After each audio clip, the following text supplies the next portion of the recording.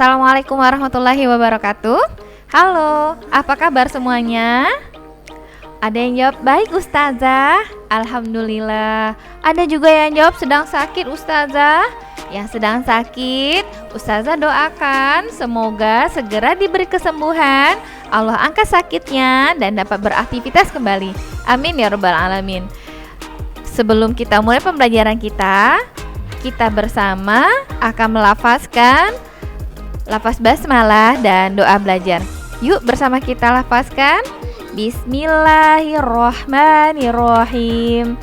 Raditu billahi robba wa bil islami dina wa bi muhammadin nabiyya wa rasula. Rabbi zidni ilma warzuqni fahma bi rahmatika ya arhamar rahimin. Amin. Semoga pembelajaran dari Ustazah yang akan disampaikan setelah ini dapat bermanfaat dan mempermudah pembelajaran Ananda di rumah. Selamat menyaksikan. Tema 7 muatan bahasa Indonesia dengan judul menjelaskan arti kata sulit dalam teks non-fiksi. Surat Al-Hujurat ayat 13. Hai manusia, sesungguhnya kami menciptakan kamu dari seorang laki-laki dan seorang perempuan dan menjadikan kamu berbangsa-bangsa dan bersuku-suku supaya kamu saling kenal mengenal. Sesungguhnya orang yang paling mulia di antara kamu di sisi Allah ialah orang yang paling takwa di antara kamu. Sesungguhnya Allah Maha Mengetahui lagi Maha Mengenal.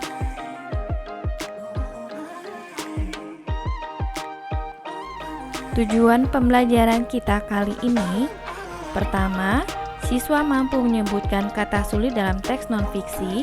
Kedua, siswa mampu menuliskan gagasan pokok setiap paragraf.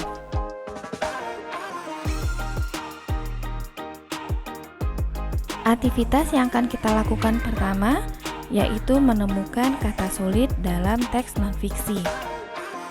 Silahkan disimak teks non-fiksi yang akan Ustazah bacakan. Suku Kamoro. Suku Kamoro merupakan suku yang mendiami Provinsi Papua. Suku ini dikenal dengan kearifannya menjaga alam di lingkungannya. Budaya meramu dan mengumpulkan hasil alam masih melekat pada suku Kamoro.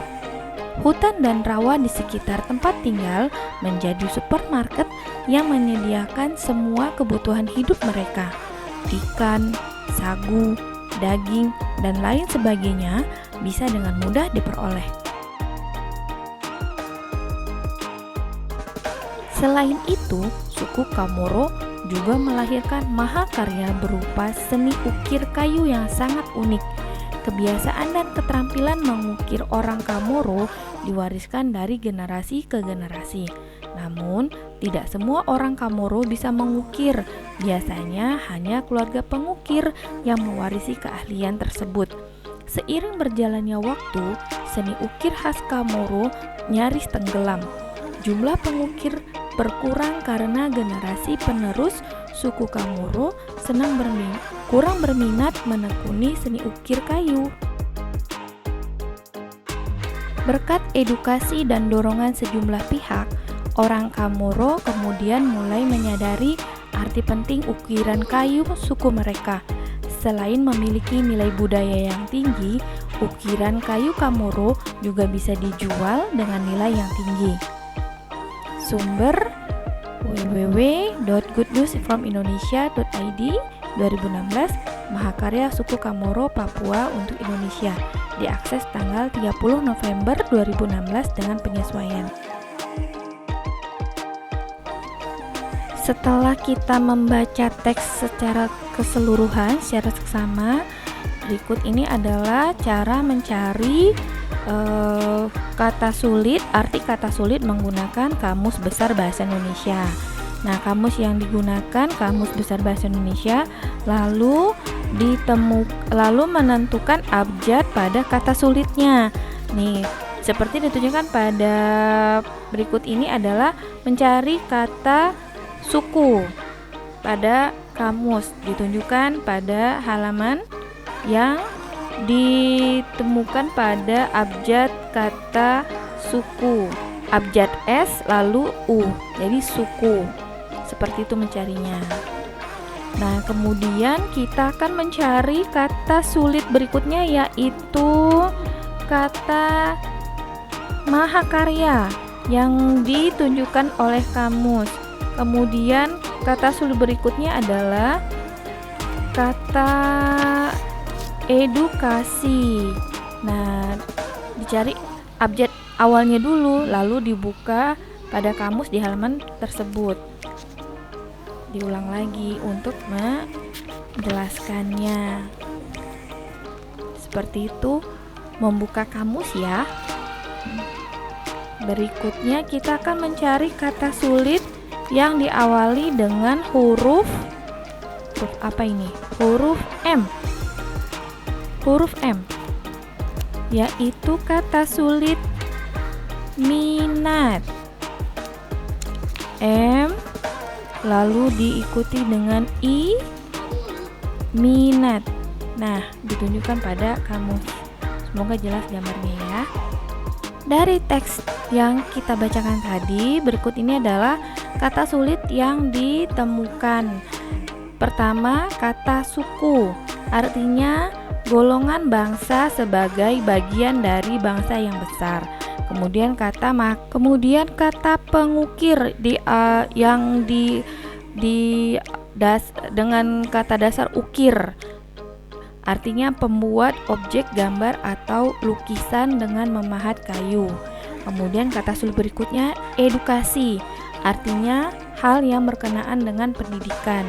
Dan terakhir adalah minat, yang artinya kecenderungan hati yang tinggi. Berikutnya adalah aktivitas berikutnya, kita menentukan gagasan pokok paragraf.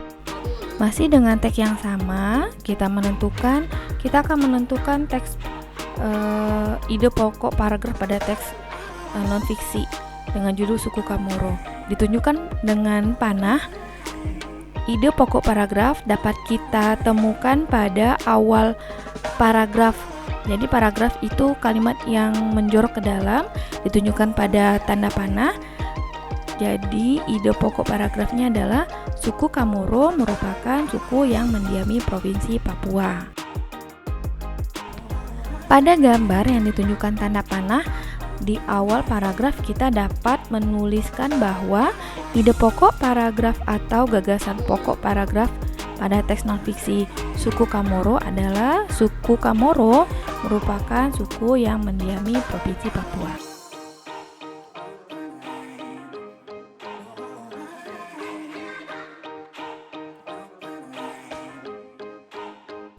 Oke, dari materi yang saya sampaikan dapat kita buat kesimpulannya.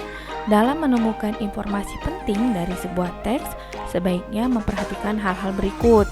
Pertama, membaca judul teks. Kedua, membaca keseluruhan isi teks. Dan ketiga, mencatat hal-hal yang belum kita ketahui.